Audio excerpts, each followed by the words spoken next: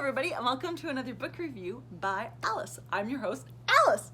Today we're going to talk about Beautiful Nightmares by KJ Sutton.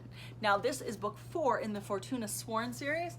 Up here we have Fortuna Sworn, Restless Slumber, Deadly Dreams, and now Beautiful Nightmares. Book 5 I think is slated to come out early next year, which I'm very excited about because I am loving this series. I'm also loving that each book gets fatter. I mean, like that. Gorgeous. All right, so as you can see over here, I have given this book 4 stars, and yeah, I really like this book. Now, KJ Sutton also goes by Kelsey Sutton. She writes YA, more YA level stuff as Kelsey, and as KJ, she writes her adult stuff.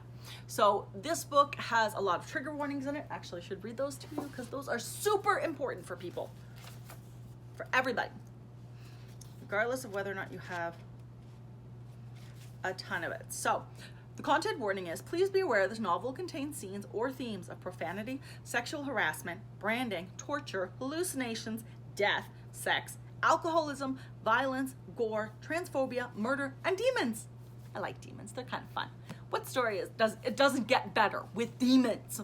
So if you remember from my previous videos, this is a urban fantasy book that takes place in a human world as well as a Seelie and Unseelie realm.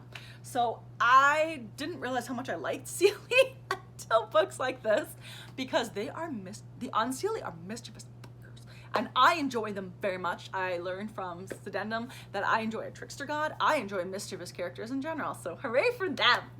But this is a continuation of the first 3 books, and it takes place, like, it picks up right where book 3 ended, and I am in love with it. I'm in love with the characters. A lot of really exciting stuff happens in this book, and I gotta say, I think this is my favorite one after book 1. I'm still waiting, the people that I'm shipping, I'm still waiting on this to work itself out, but I really enjoyed the little side adventures that we went on in this one. We got to meet some new characters and learn a lot more about the characters that we have, as well as the world.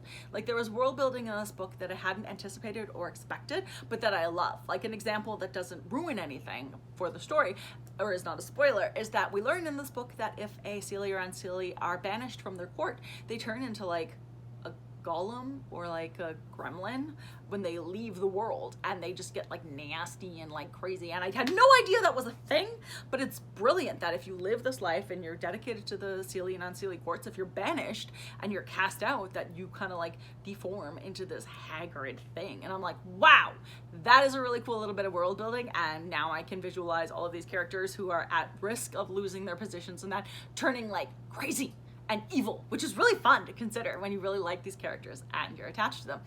So I'm really enjoying how the story is progressing. The cast of characters has grown substantially, but I like a big cast, so I have no problems with that. I mean, we've got Seelie, we've got Unseelie, we've got the humans, we've got the friends of the humans. It's all tons of people, lots of fun. Characters came back from previous books, which I also really enjoy when you get to see characters again. And there were things I loved and I didn't like in this. So there's, Fortuna has this character, Oliver, that was introduced in book 1 that she sees when she dreams. And honestly, he's kind of getting on my nerves a little bit by this book. I don't know. Just his arc and the story with her and him, I don't know, it just bugs me. Like, it got really weird in this book, and I was less excited about what was happening there. I understood why the author had to do that. The stuff we learned in it was really important and critical to the story, but I don't like Oliver anymore. I don't know, his character arc made him uninteresting and annoying to me, whereas the other characters' character arcs have made them deeper and more exciting to me, which I like. I think part of it is that if Oliver is in her head, why is he becoming annoying and whiny to me? Like, that's just strange. But I really love the character growth for both Collith and Laurie, and I'm enjoying the stories for each of them. It's become kind of a triangle now where Fortuna has friendships or relationships with both of these guys as well. They have history together, so it just makes the whole thing really interesting, and they're always kind of like tiptoeing around each other, and I always find that really entertaining because the Fae can like sense and smell and tell everything, and so she's trying not to say the wrong thing, and I'm like, girl, they know. They know everything. As soon as they walk in the room, they both just know. And you're here like being awkward, trying not to give stuff away. I'm like, I mean, well, these guys, they know. They 100% know everything the second they walk in the room and look at you. And you're just like, oh, I can't say this because it'll give things away. And I'm just like, girl, just don't even bother anymore. They know. They just know. So just get the awkwardness over with and let's move on with the story. But her awkwardness does make me laugh because it's highly entertaining. But yeah, so I am loving this series. She won't see it, but KJ Sutton, if you ever see this, I love your books. They're fabulous. Big fan. But I'm really enjoying the story. I didn't realize how much I needed Sealies in my life. So if you are looking for it is not complete though. I don't know if it's going to be 5 or 6 books. I think it was 6 when I looked it up. But so there's 2 more coming. So if you're one of those people who needs to wait for them to be finished, you might want to wait. But I am loving them. They are so much fun. And yeah, if you like Unseelie and Sealy books, oh, and they're smutty. So if you don't like smutty books, don't read them, because there is sex in them. Not as much as I'd want in a book this big. There should have been more, but that's okay.